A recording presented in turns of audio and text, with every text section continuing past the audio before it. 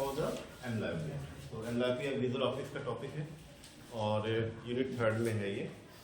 तो पहले समझते हैं कि व्हाट इज एम्ब्लायोपिया, एम्ब्लायोपिया होता क्या है। तो एम्ब्लायोपिया को हम एक तरह से लेजी आई बोलते हैं, एक टर्म यूज़ करते हैं लेजी आई। अब इसका मतलब क्या है, इसको ऐसे समझते हैं कि जैसे हम वर्क किसको देते हैं, जैसे आप क्लास में सीआर किसको बनाते हैं, तो जो ज़्यादा एक्टिव होता है, जो ज़्यादा काम करता है उसको बोलते हैं ना।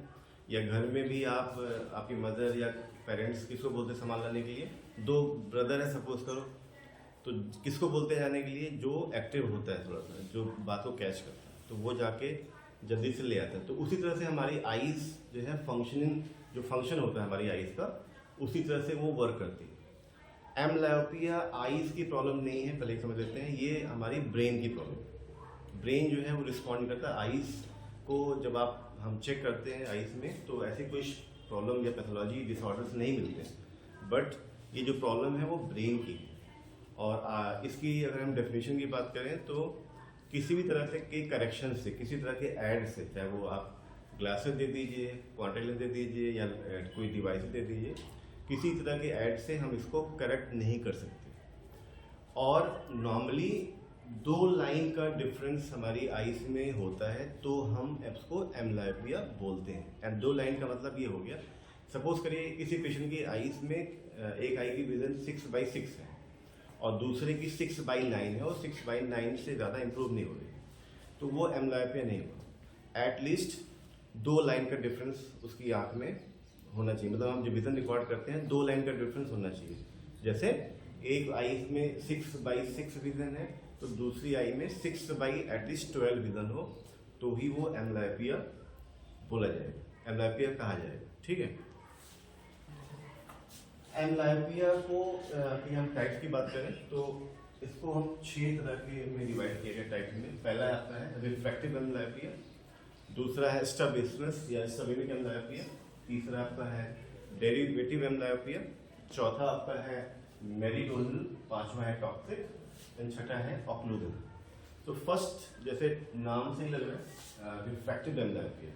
तो रिफ्रैक्टिव एम्ब्लायोपिया का मतलब यही है कि रिफ्रैक्शन से मतलब है कि अगर किसी की आईज में पावर है और उस पावर को वो यूज़ नहीं कर रहा है, नहीं पहन रहा है। सपोज करिए एक पेशेंट की आई में विजन 6/6 है और दूसरे की आई की विजन 6/12 है।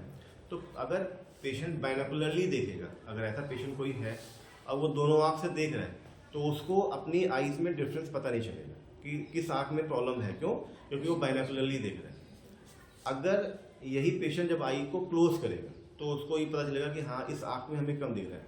तो होता क्या है कि जब हमारी आईज डेवलप होती है 5-6 साल में डेवलप हो जाती है, तो डेवलपमेंट के बाद उसकी विजन पूरी तरह से पेशेंट देखने लगता है। ठीक, उस कंडीशन में क्या होता है, अगर उस ट्रीटमेंट उसका प्रॉपर कर दिया गया, जैसे बताया मैंने कि एक आई की विजन 6/6 है, दूसरी की 6/12 है, अगर 6/12 विजन को हम ग्लासेस देख करके इम्प्रूव करा दिया और पेशेंट रेगुलरली पहन रहा है, तो वो पेशेंट नॉर्मल हो सकता है। लेकिन इस केस में क्या होता है, जो आई डोमिनेंट होती है वो दूसरी आई को सप्रेस कर देती है। नॉर्मली 1 आई अगर 6/6 है, दूसरी आई 6/12 है, बाइनोकुलरली जो हम रेली यूज कर रहे हैं, देख रहे हैं, तो दूसरी आई जो है वो डोमिनेंस बढ़ती जाएगी और दूसरी आई सप्रेस होती चली जाएगी। एक कंडीशन के बाद पेशेंट की विजन को इम्प्रूव करा, हम ग्लासेस दे भी रहे हैं फिर भी उसके में इम्प्रूवमेंट नहीं आ रहा है। वो 6/60 हो गई और 6/60 के बाद 6/36 के आगे नहीं बढ़ रही, तो वो पेशेंट को लगता है कि पेशेंट को एम्ब्लायोपिया हुआ है, it is known as refractive amblyopia. तो उसका रीज़न यही था कि पेशेंट की आईज में विजन कम थी और उसने उस टाइम्स को उसका ट्रीटमेंट नहीं दिया गया, ग्लासेस नहीं दिया, जिसकी वजह से उसको रिफ्रैक्टिव एम्ब्लायोपिया डेवलप हुआ है। अब रिफ्रैक्टिव एम्ब्लायोपिया भी 2 तरह का होता है। फर्स्ट उसको बोला जाता है एनाइसोमेट्रोपिक एम्ब्लायोपिया और दूसरा बोला जाता है आइसोमेट्रोपिक एम्ब्लायोपिया। एनाइसोमेट्रोपिक एम्ब्लायोपिया का मतलब क्या है, हमारी दोनों आईज में 4 डायप्टर या 4 डायप्टर से ज़्यादा का अगर डिफरेंस है तो उसको बोला जाता है एनाइसोमेट्रोपिया। अगर if our eye having 4 diopter difference in both eye, suppose करिए एक पेशेंट की आई में 0 पावर और दूसरी आईज में 4 डायप्टर नंबर लगा रहा है, तो दोनों में कितना डिफरेंस हुआ? इस कंडीशन को बोला जाता है एनाइसोमेट्रोपी। ठीक, अब होता क्या है, इस तरह के पेशेंट अपनी बैलेंसिंग नहीं बना पाते, जो कि नंबर ज़्यादा है दोनों में, एक में ज़्यादा है एक में कम है, बिल्कुल नहीं है। तो क्या जब बाइनोकुलर देखेंगे तो बैलेंसिंग नहीं बन पाएगी, बैलेंस नहीं जब पेशेंट नहीं कर पाएगा तो उस कंडीशन में पेशेंट को एम्ब्लायोपिया होने के चांसेस होते हैं। दूसरा आपका होता है आइसोमेट्रोपिक। आइसोमेट्रोपिक का मतलब हो गया कि both I having refractive error, high refractive error. उस हाई रिफ्रैक्टिव एरर की वजह से पेशेंट विजन को अचीव नहीं कर पाता है, उसको बोला जाता है आइसोमेट्रोपिक एम्ब्लायोपिया। सेकेंड कैटेगरी आपकी है स्ट्रैबिस्मस, मतलब पेशेंट की आई में स्क्विंट है, डेविएशन, किसी तरह का डेविएशन है। पेशेंट की जो गेज है, प्राइमरी गेज है, वो फिक्सेशन पेशेंट गेज में नहीं ले पा रहे हैं। तो उस कंडीशन में क्या होता है, लाइट आईज के अंदर नहीं जाती है और पेशेंट की आई जो है वो सप्रेस हो जाती है, उस वजह से पेशेंट को एम्ब्लायोपिया डेवलप होता है। अगला आपका है डेप्रीवेशन। डेप्रीवेशन का मतलब होता है आईज में अगर हमारे ऑकुलर मीडियम में कोई अगर पैथोलॉजी है, सपोज करो कटरैक्ट है या टोसिस है, एक कटरैक्ट है, मतलब आई की ऑकुलर मीडियम में आपका रुकावट आ गई, जैसे कटरैक्ट हो गया, तो कटरैक्ट अगर ट्रीटमेंट टाइमली नहीं किया गया तो उसकी वजह से पेशेंट को एम्ब्लायोपिया हो सकता है। इसी तरह से हमारी आई में टोसिस होता है, तो टोसिस में क्या होता है, अपर लिड ड्रूप कर जाती है, नीचे की तरफ झुक जाती है, उस वजह से हमारी आईज जो है प्रॉपर देख नहीं पाती हैं और विजन इंप्रूव नहीं हो पाता। बहुत दिन तक अगर ऐसा ट्रीटमेंट नहीं किया गया तो पेशेंट को एम्ब्लायोपिया हो सकता है। अगला आपका होता है मेरीडोनल। मेरीडोनल का मतलब यही है कि किसी को अगर सिलिंड्रिकल पावर है और जैसे किसी को सपोज करिए -1 का सिलेंडर है 20 डिग्री पे, ठीक, उसको पावर दे दिया गया 180 डिग्री पे, तो क्या होगा, वो 180 डिग्री पे रोज यूज कर रहा है। यूज कहाँ करना चाहिए था?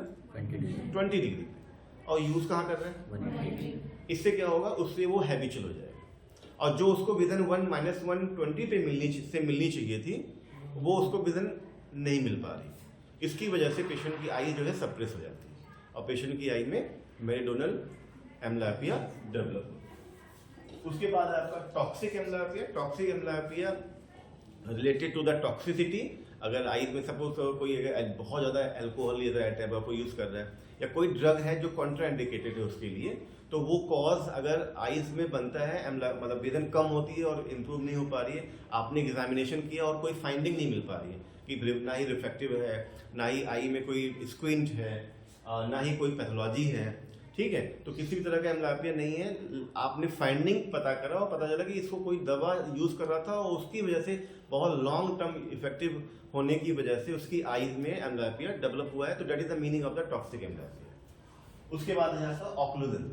ऑक्लूजन का मतलब हो गया कि नॉर्मली हम पेशेंट को एम्ब्लायोपिया को ठीक करने के लिए ऑक्लूजन थेरेपी पेशेंट को एडवाइस करते हैं, ठीक है, और आपने बोला कि पेशेंट को 1 महीने ऑक्लूजन थेरेपी यूज़ करना है और दिन भर में 4 से 5 घंटे ही यूज़ करना है। पेशेंट ने 6 महीने लगातार ऑक्लूजन थेरेपी यूज़ कर लिया, तो क्या होगा, उस कंडीशन में जो ऑक्लूजन किस में देते हैं, जो आई नॉर्मल होती है, जो आई सप्रेस होती है, उसको हम वर्किंग में लाते हैं। पेशेंट को बोलते हैं इसको आपको, इससे आपको वर्क लेना है, काम कराना है, देखना है, रोज देखना है, चश्मा लगा के, चश्मा नंबर है चश्मा लगा के, नहीं तो फिर आप वैसे। तो नॉर्मल आई को हम क्या करते हैं, ऑक्लूड करते हैं, जिससे कि जो एबनॉर्मल आई, जो सप्रेस आई है, वो वर्क में आए, उससे हम वर्क ले सकें।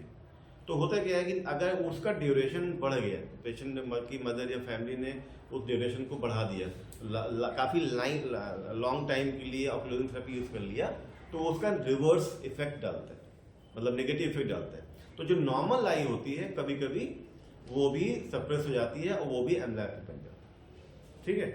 तो that is the occlusion amblyopia because of the long term use of the occlusion therapy in the normal eye, and that normal eye goes in the amblyopic condition, ठीक है। तो आज के लिए इतना ही, थैंक यू।